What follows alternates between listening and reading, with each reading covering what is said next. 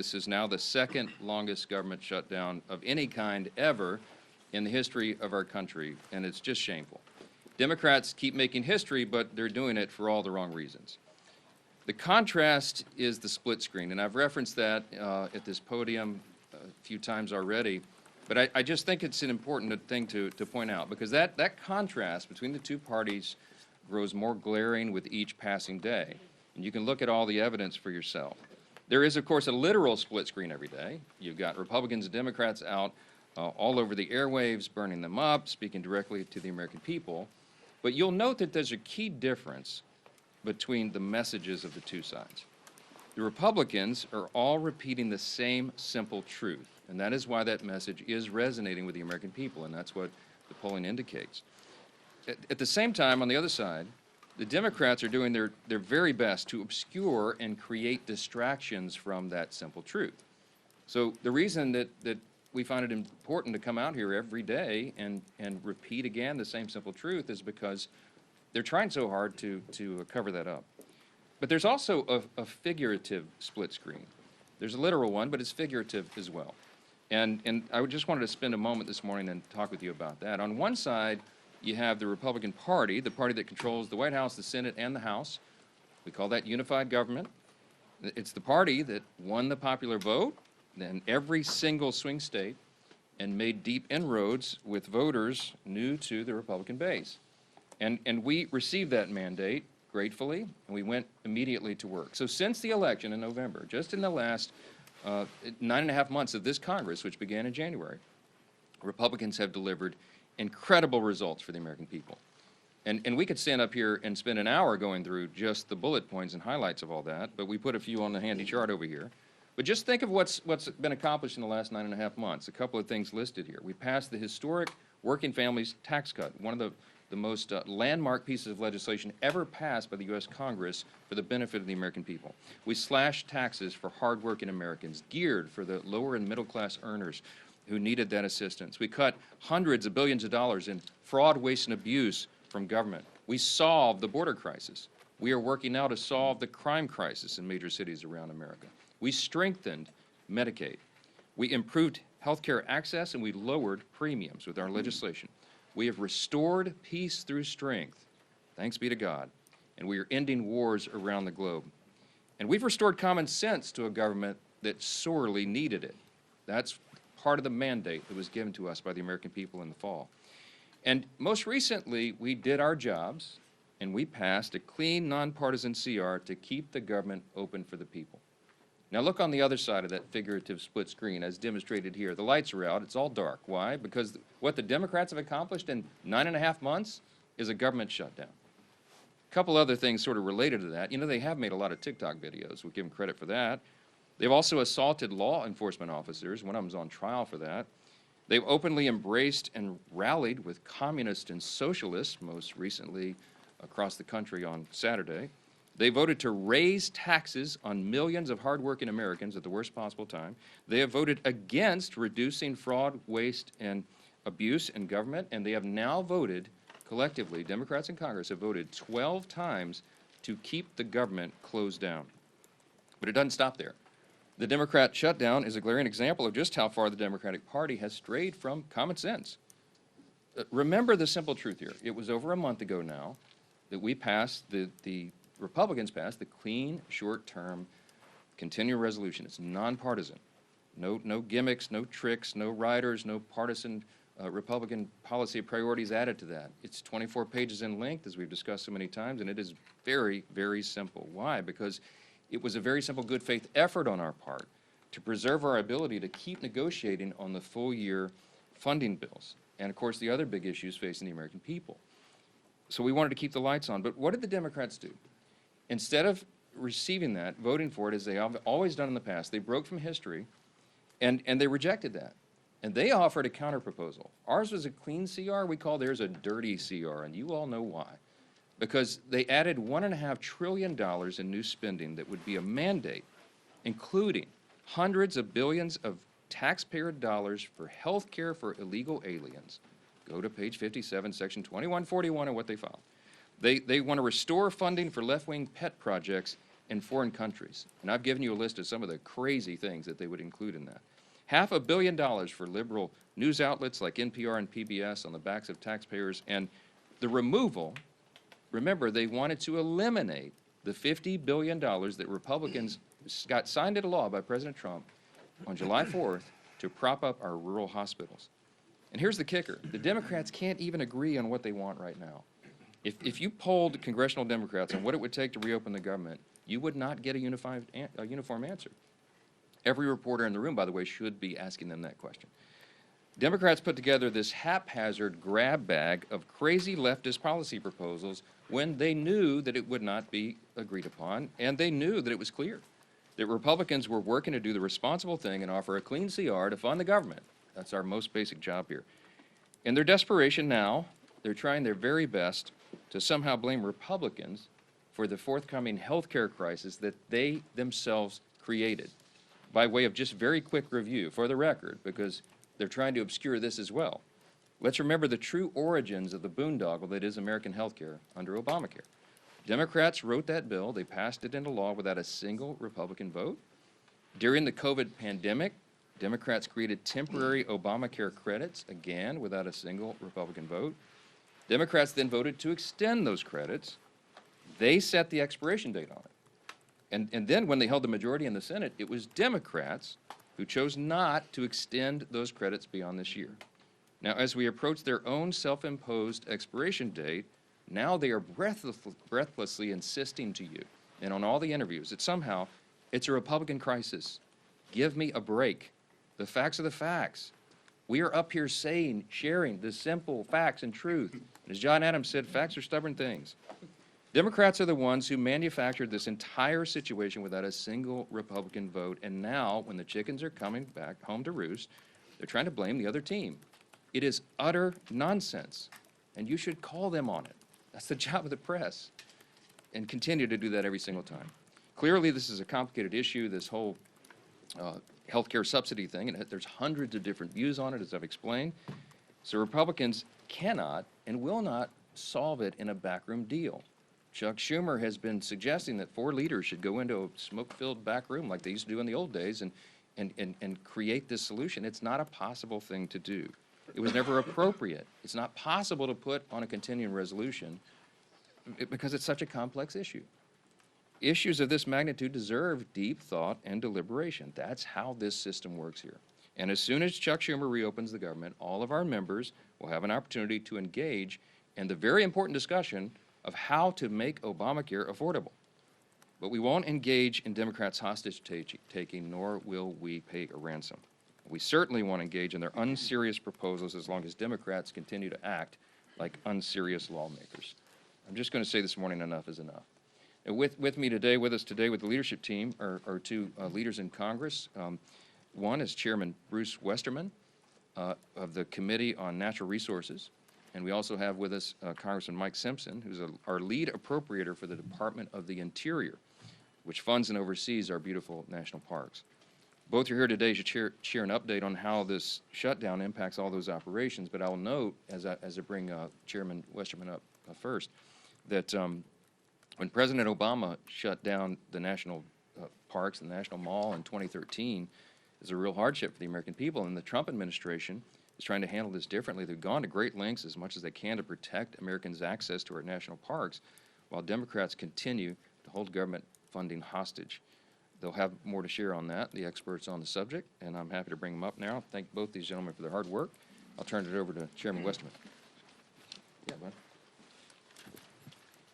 Thank you, Speaker, and good morning, everyone. First off, I want to say thank you to the thousands of federal employees across the country that are still in the field, going to work every day, oftentimes without pay, to do their jobs to steward and protect our public lands, from Park Service to Forest Service Rangers to Fish and Wildlife officers and all the other management and support staff doing their jobs in uncertain times. Thank you. Leadership starts at the top, and I commend President Trump, Secretary Burgum, and Secretary Rollins for the job that they've done and for their leadership in keeping our public lands open to the public. It's not always been that way during shutdowns, as the Speaker mentioned. But this can't continue indefinitely. Despite all the extraordinary efforts being made, at some point, without funding, the public lands will not be accessible to the public. The longer this unnecessary shutdown lasts, the more negative consequences that we'll start to see. Without regular staffing, litter will pile up and park ecosystems will be affected. It's fall time. It's a wonderful time of the year. It's a wonderful time to visit our public lands with crisp weather and beautiful foliage. Fall personally is my favorite time of the year, and it's that way for many Americans who enjoy being outdoors. When Americans save up to visit a national park or a national forest, that experience should exceed their expectations. Families visiting our parks are now being met with disappointment as visitor services and experiences are reduced. As the shutdown drags on, families will cancel their vacations or day trips to our public lands. It's hunting season all across the country, different types of hunting seasons across the country. And public lands are oftentimes the only place that people who like to hunt and fish have to recreate. For everyone's sake, and who uses and appreciates our public lands and appreciates our public employees, it's time to end the shutdown. You know, as we look here in Washington, the negative effects of the shutdown and what that will have on public lands, I just want to highlight one issue, and that's the Great American Outdoors Act. This was a bipartisan bill that was signed into law by President Trump during his first term. It's something that there's a lot of bipartisan support to work on right now. But, you know, tomorrow we had planned a field hearing on the Great American Outdoors Act so that we could reauthorize this piece of legislation that's putting as much as $1.9 billion a year into maintenance backlog on our federal lands. I've had an opportunity to visit many of these parks and to see the wonderful work that's being done. It's something that Republicans, Democrats, and independents, I think, all appreciate the fact that we're taking care of our public lands. But Congress is not here working on those issues because of the shutdown. And we need to get back to work. We need to start putting the American people first and putting these federal lands and giving them the place and the position that they deserve. And we simply can't do that when the government is shut down. So enough of the shutdown. Let's get it over, get people where they're paid, where they're going out and doing their jobs that they want to do, and getting America back in the position we need to be in and getting Congress back and functioning. And with that, I'll turn it over to my friend Mike Simpson from the Appropriations Committee. Thank you, Chairman. Thank you, and thanks to the leadership for inviting Chairman Westerman and I here to talk a little bit about the impact that this shutdown is having on our public lands and our national parks. I couldn't agree more with House leadership, their position on this shutdown. House Republicans, as you are well aware, did not shut the government down. We voted to open the government and not shut it down. It's the House Democrats that and the Senate Democrats that are voting to shut the government down and keep it shut. We gave them exactly what they wanted. We gave them a clean CR, no gimmicks, no policy riders, short term. There were people who wanted this to go on until January or February. They wanted a short term. That's exactly what they got. And then surprisingly, they reversed themselves and voted against it. This shutdown is causing and potentially causing even more damage for the American people. While the Democrats in their press conferences say how much they care about the American people, that they're fighting for the American people, when you look at the impacts of what they're doing, clearly the evidence is the reverse of that. They don't really care about the American people. What they care about is keeping their leadership positions, and that's exactly what's happening. They say that they care about federal employees. The fact that we have furloughed federal employees that aren't getting paid, clearly the evidence shows that they don't really care about federal employees. This is about two leaders trying to keep their jobs, and that's unfortunate. You know, our national parks are our historic treasures. Ken Bird's called them America's best idea. The Park Service goes to great lengths to protect our resources, and the park police provide critical safety measures for our visitors in our national parks. Under the Democrats' shutdown, the lack of funding for staff and maintenance projects could cause irreparable damage to these national parks. Some people say, well, it's the end of the year. Most of the national parks are visited during the summer. Last year, we had 331 million people visit our national parks. They are truly America's best idea, in my view. In October of last year, we had 28 million people visit our national parks. 28 million. In just October. I agree with Chairman Westerman. I think it's the best time of year to visit our national parks with the colors changing, warm days, cool nights, all that kind of stuff. I love Yellowstone in October and actually in November when you get there and you see the first snowfall and a few things like that. It's a great time to visit our national parks. But we have families who have been planning to visit our national parks for years sometimes, putting aside the resources, that are now canceling their visit to our national parks because of this shutdown and the impact that it could potentially have on their vacations. Unfortunately, that's very damaging. We know many people who are canceling their trips.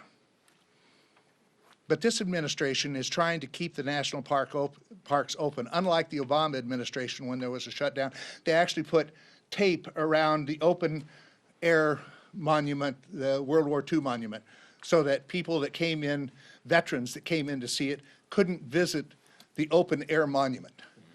They tried to make it as painful as possible. This administration is trying to do just the reverse. They're trying to keep the parks open, they're trying to keep our public lands open, and trying to make it as least painful as possible. But it's going to get more and more painful as time goes on. I applaud this administration for their efforts to mitigate the impacts that this is going to have on our national parks. As I said, 28 million Americans visited our national parks in October, 24 million in November. So they're used all year long, whether it's just the great parks out in the west, Yellowstone and Glacier and Yosemite and Grand Canyon, or whether it's the Everglades in Florida or Arcadia in Maine. These national parks are a treasure to America, and our Americans love them. There's one other thing I would like to say. You've all heard us as appropriators, and actually as all Republicans have said, we need to get back to regular order. You all know what that means. What it means for those listening is that we pass bills, individual bills, we bring them to the floor, we go through the amendment process, we go to conference, and then we bring a conference report back between us and the Senate. This leadership team, we haven't done that for about 15 to 20 years. This leadership team that you see behind me has moved us in that direction more than any team I've seen ever. We are actually ready to go to conference with 3 bills right now that have passed the House. The Speaker plans on bringing, and the Majority Leader plan on bringing up the rest of the appropriation bills and trying to get back to regular order. You can't do that overnight. It takes some time. But they have moved us in that direction, and we will get back to doing it the way that it should be done, where we do individual bills, we conference them with the Senate, we bring them back to pass them. So I applaud this leadership team and the efforts that they're making, but we can't do it while the government is shut down. We need to open this government back up, and yes, there are many other issues that need to be debated and worked on. We can't work on those.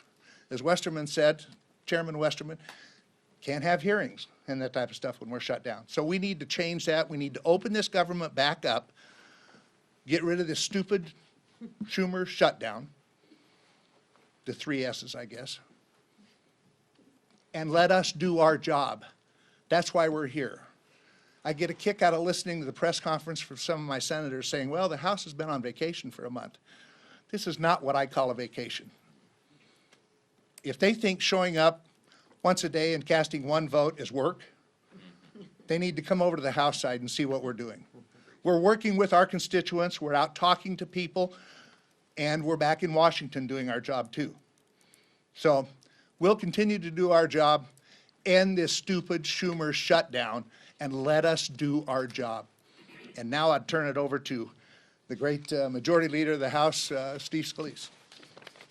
Thanks. Thank you, Chairman Simpson. Preach it. Appreciate as well Chairman Westerman and the work that these great chairmen continue to do to try to keep government functioning as best as possible in the midst of very difficult circumstances that Democrats themselves created. I do think it's important, as we're at this point, that we look back over the last 9 months and really look at the difference between the two parties in Washington.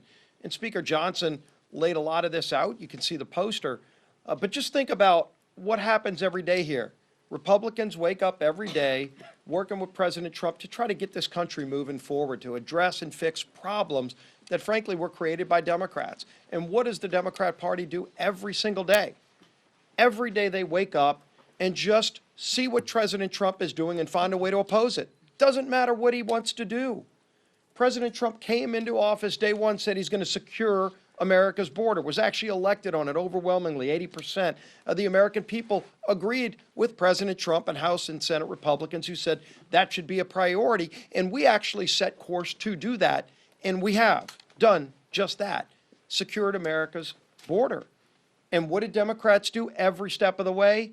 They said no. They voted no to secure the border. President Trump said, we're going to try to get our economy back on track. We're going to stabilize the tax code so that no American family has a tax increase. Every American family was facing, on most cases, a 30+% tax increase. President Trump said no family deserves that. Let's stabilize the tax code and have no tax on tips, no tax on overtime, so blue-collar workers can actually have more money in their pockets and empower them to do more for their families. President Trump said that.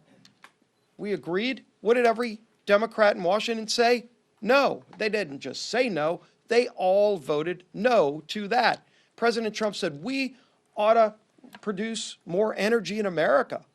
Chairman Westerman was at the heart of a lot of those policies. You actually had to change policy to do it. So Congress and President Trump worked together to lower prices at the pump. Every American family today is benefiting from those great policies because they're paying less when they fill up their car every single day.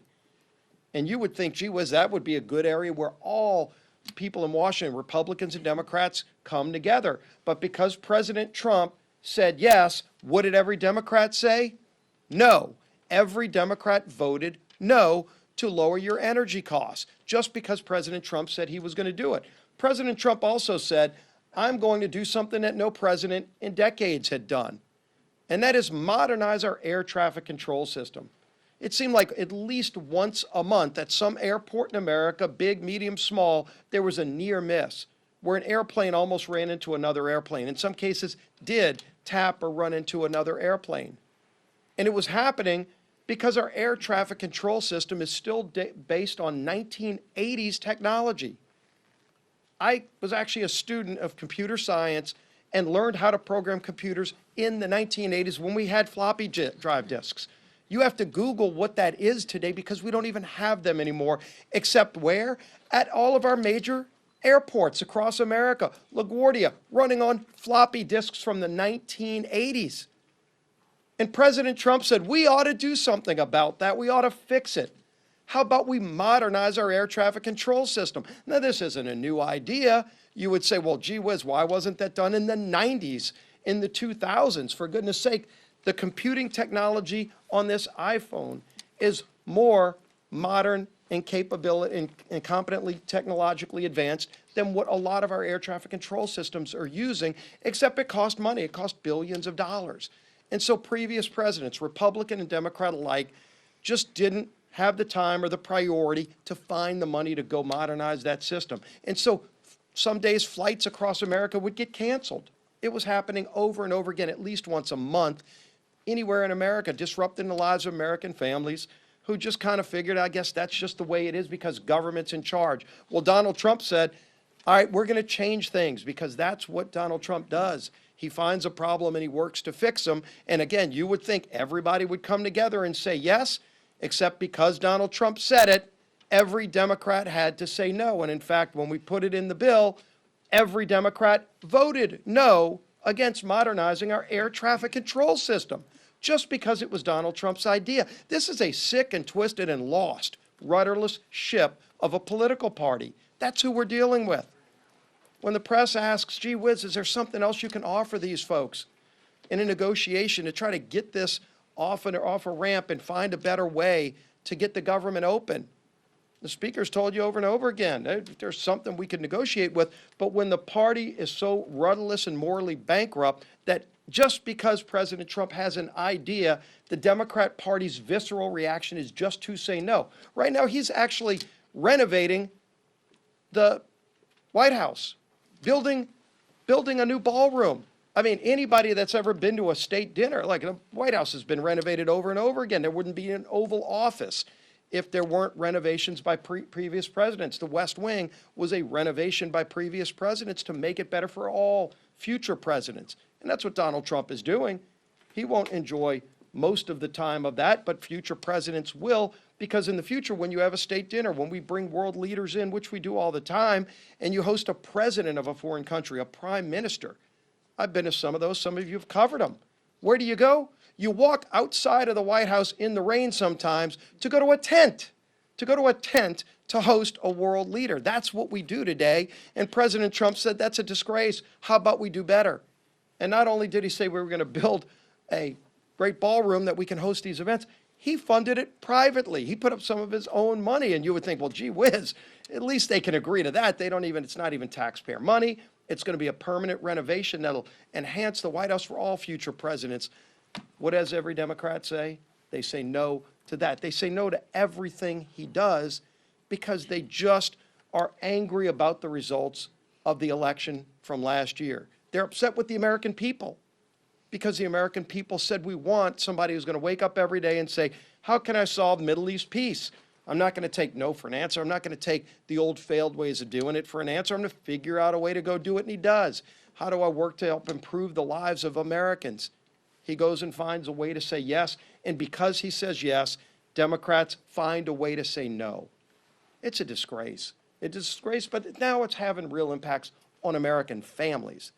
With this shutdown, it's not just their everyday feud with Donald Trump. It's become now a problem where American families are paying the price. Let's talk about what just came out a couple of days ago. The USDA sent a letter to all of the states saying, quote, if the current lapse in appropriations continues, there will be insufficient funds to pay full November SNAP benefits for approximately 42 million individuals across the nation.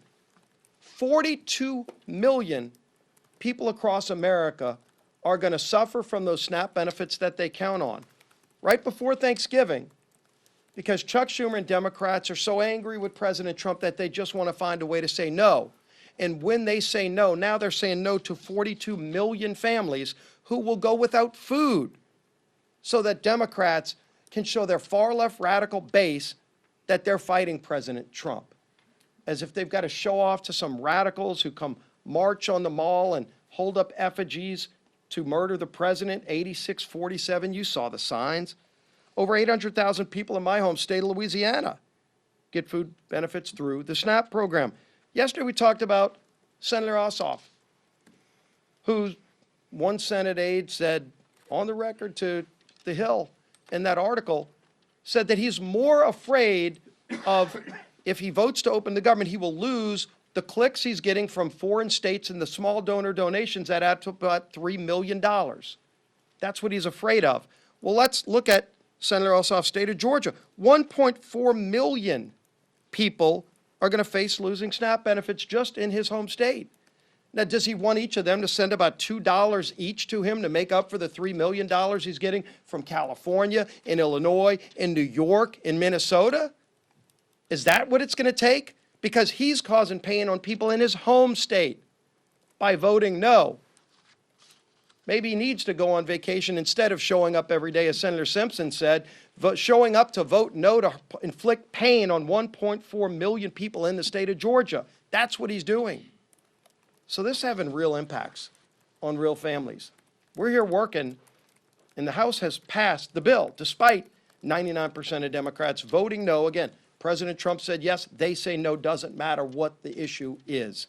And the American people are sick and tired of it because now it's affecting them. Over 40 million low-income Americans are the ones who qualify for SNAP benefits. They're going to be denied food starting in November, according to USDA, because these guys just want to show their far-left radical base that they hate President Trump. It's disgusting, and it's having a devastating impact on millions and millions of Americans across the country. Our whip, Tom Emory.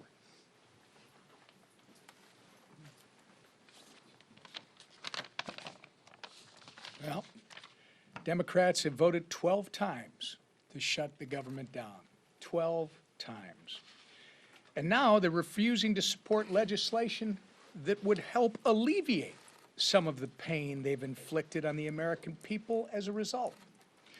Earlier this week, the minority leader in the House said he opposes legislation that would pay our troops and essential federal workers during the Democrat shutdown. This includes Border Patrol agents, air traffic controllers, TSA agents, and more. All of whom, by the way, as these speakers have pointed out, are showing up to work without receiving a paycheck while the Democrats play their shutdown games. Some would say the soon-to-be former House Democrat leader went so far as to call this legislation, quote, a political ploy. Well, I'll tell you what a political ploy is. Holding the American people hostage just so you can avoid getting the guillotine from your far left base. That's a political ploy. The good news is this madness can end immediately if 5 Senate Democrats would grow a spine, stand up to the radicals in their party, and pass our clean CR and reopen the government. It contains no partisan policy riders, no gimmicks. In fact, it's the same spending levels that Democrats supported just 6 months ago and that you've heard repeatedly they passed 13 times under the Biden administration. We have made this plain and simple. We have made the process as plain and simple as possible. To our Senate Democrat colleagues, it's not too late to do the right and reasonable thing. Pass our CR and reopen the government for the people that you are actually elected to serve. Let's get it done today. With that, Lisa McClain. Thank you, and good morning, everybody. And I think the leader said it best. You know, I think you're right. President Trump could have the cure for cancer, and the Democrats would vote no because it came from President Trump. We have to start looking at the policies, and I think right here explains everything.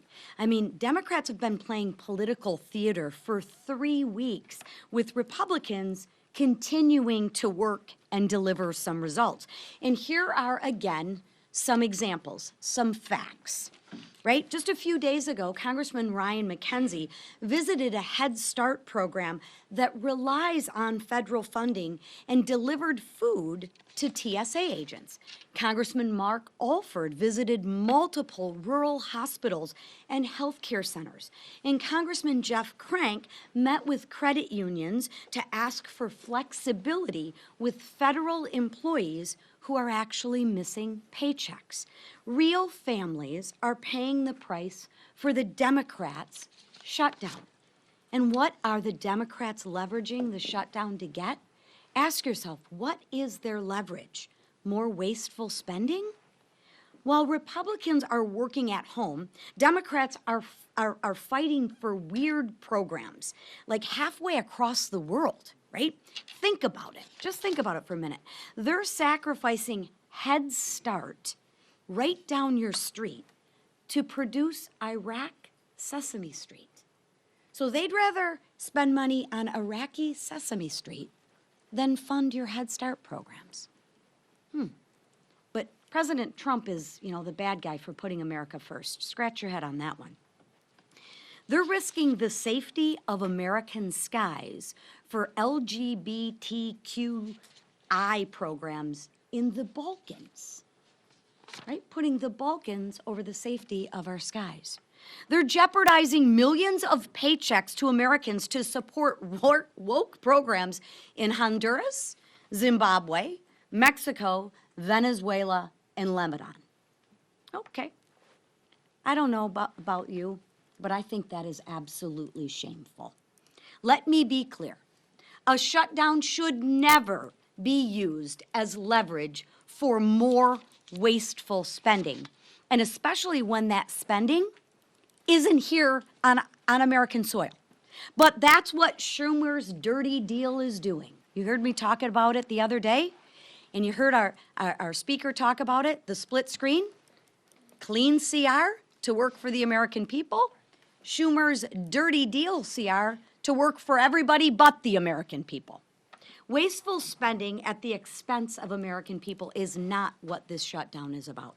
But I want to let the American people know, Republicans will not cave to Schumer's dirty deal. We will not cave to their wasteful spending. We will hold the line, and we will. I promise you, we will continue to work for the men and women and families who serve, protect, and build our great nation. Thank you. Questions? Chad, go ahead. Good morning, thank you. Sir. Can you characterize some of the dissonance inside your conference about the strategies that Republicans have? There was some criticism on the call yesterday saying that this shutdown strategy is old and Republicans need to have a new tack. That was the word that was used. There was one member of the Republican conference. These are supposed to be, confidential off-the-record calls among colleagues, but some of you guys listen in, and I make a pleading at the beginning of every call that you wouldn't do that and wouldn't characterize it, but whoever the leak is, whatever. Beth Van Dyne was quoted. Beth is a dear friend. We've had lots of conversations about this. She was not complaining. It was not dissonance, Chad. She was pointing out that we have a lot of important work to do before the end of the year, and it was a very pleasant, constructive comment about strategy. You all have heard me say from the podium a few times, we're not pursuing a political strategy here. We're not. We're just simply trying to get the government open, and that's why the nonpartisan clean CR was the obvious vehicle to do that. And so we're not making political calculations here. We're making calculations on behalf of the American people. How can we get the government operating as soon as possible so they can get all these vital services and paychecks restored? And that's what this is about. So, I mean, if you called each individual House Republican right now, we're almost 100%, probably 99.8%, okay, of every House Republican understands exactly why we're in the situation we're in. Are we all anxious to get back to work here for regular legislative session? Absolutely. And she wanted the House to come back with the session. No, that's not what she said. If you had listened in directly on the phone, you would know. You can ask her about it. No, she said the message is feeling old, and I said, you know what, Beth, you're right, because we come out here and say the same thing over and over every day, but there is a method to that madness, because as I explained in my comments here, we have to repeat the simple truth over and over. Why? Because the Democrats are in an all-out assault on the truth. They're trying to obscure and distract, and you see all the different shiny objects they're trying to make everyone look at every day. I will tell you that the best evidence I have for you this morning, so that you know that the Democrats caused this shutdown, is because if the Republicans were responsible for this shutdown, that would lead the news in every mainstream media outlet every single night. It would be top fold of every newspaper on the front page every single day. Some of the mainstream media outlets aren't even covering it right now. Why? Because they're trying to give cover to the Democrats who have caused this. I mean, look, everybody knows the facts. The American people are not stupid. And we're in here every day appealing to their common sense and relaying the facts. And thankfully, those facts are saturated. Mr. Yes. Speaker, Yes. I do want to point out that the shutdown's led the Today Show for about the last 2 weeks. Oh, good, thank you for that. Okay, thank you, Today Show. Thank you. Make sure you're clear about Thank that. Secondarily, some of your Republican colleagues have raised concerns about the Trump administration opening up the market to Argentinian beef farmers, saying that it could prioritize them over American beef farmers. What do you say to your Republican colleagues about that move by the administration, and what are you doing as a Republican Congress to help American farmers, beef farmers in particular? Well, we're doing a lot of work. We had some discussion on that yesterday, and I don't know the latest developments, but I can tell you there have been some over the last 24 hours. Harriet Hageman is one of the members of Congress from Wyoming, and she has lots of cattle ranchers and was articulating some of their thoughts and ideas, and she was connected to USTR and to the White House, and they're having those thoughtful discussions.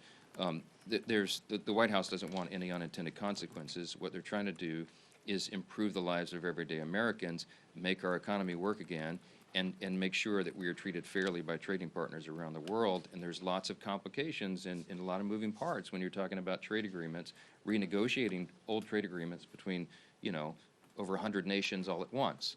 But they've done an extraordinary job, and they're working to fine-tune all those details, and you'd have to direct specific questions about it to the White House, because I don't really know. Yes, ma'am. Leader Thune said it's time for the House to start thinking about coming back and passing a longer-term CR. How long should the next CR go until, and would you be open to a year-long CR? No, I'm not sure that's what he said. I mean, he and I visited yesterday for about an hour, and Leader Thune and I are 100% aligned on all of this, as we are with the president. In fact, Leader Thune and I spent some time with the president on the phone yesterday about all this, and I was with the president in the White House the night before for a couple of hours. What we're talking about is that obviously the calendar is being eaten up by all this political nonsense by the Democrats. And I used the word, it's getting a little dicey in here yesterday. Some of you quoted, Chad quoted me, I saw it this morning. I don't know how else to describe it. Look, we're running out of time to do very important, necessary things. And as Mike Simpson, Chairman Simpson pointed out here earlier, as one of the lead appropriators, chairman of one of those subcommittees, he noted that the date of November 21 was decided upon by the experts in the field, the appropriators themselves, in a bipartisan agreement. They agreed they needed 7 more weeks. Some people, as Chairman Simpson noted, some people wanted the CR to go all the way into the middle of next year, and there was all sorts of varying opinions. But the Republicans and Democrats on the Appropriations Committee came together and agreed on that appropriate date, but it was calculated to allow enough time to finish the job. I think all of them, when they decided upon that date, were in good faith, and they said, and the Democrats said to us, please make it clean. Please don't add Republican priorities, because then we can get the job done. We did exactly that. We have been in good faith every single day on this, and they are eating up the clock. So we're getting closer to November. It is going to be more and more difficult with each passing hour to get all the appropriations done on time. We acknowledge that, but we have to decide this on a day-by-day basis. Last question. Yes, ma'am. Second row, right here. Yeah. How comfortable are you with the president apparently seeking $230 million from the Department of Justice? I don't know the details about that. I've just read it. I didn't talk with him about that. I know that he believes he's owed that reimbursement. What I heard yesterday was if he receives it, he was going to consider giving it to charity. I mean, he doesn't need those proceeds, but we're for the rule of law. We're for what is just and right. And it's just absurd that, I mean, as has been noted here several times this morning, they attack him for everything he does. It doesn't matter what it is. This whole dust-up about the White House, just by way of quick review, because I'm an amateur historian, you'll understand, the White House has been renovated many times over the years, you understand. I mean, it was built between 1792 and 1800, right? The British burned it down practically in 1814, and then they rebuilt it in the early 1820s. And ever since, like, we've had many presidents renovate and add things to the White House. Teddy Roosevelt built the whole West Wing. Who was it? FDR, Taft, I think, added the Oval Office. FDR made additions. I mean, Truman ripped everything up to put a bowling alley in. FDR had added the swimming pool, I think. Barack Obama added a basketball court. President Trump's going to add the greatest improvement to the White House in the history of the building since it was originally constructed in 1800. The ballroom is going to be glorious. It's going to be used for everybody. And by the way, hey, Democrats, if you win the White House back, you get to use it too. This is for the American people, and he's using private funds to do it. How in the world could they oppose that? The only logical reason is because they have Trump derangement syndrome, and that's what explains a lot of this. 2 things. They want to oppose the president, and Chuck Schumer and Hakeem Jeffries are scared that they're going to lose their jobs. We all know that. I've said it over and over. It is an objective fact, and you can see it themselves. I wish that you guys would chase them down and call them up and ask them what it is they're demanding. This madness in the counterproposal, what I told you about, is the offer still on the table? They can't even articulate what they want. You know why? Because this was never about a solution on health care or anything else. This was about a spectacle. It was about a political distraction, and it was so that they could show a fight to the Marxist left in the Democratic Party. Look at the split screen. I'll leave you with that. Thanks so much.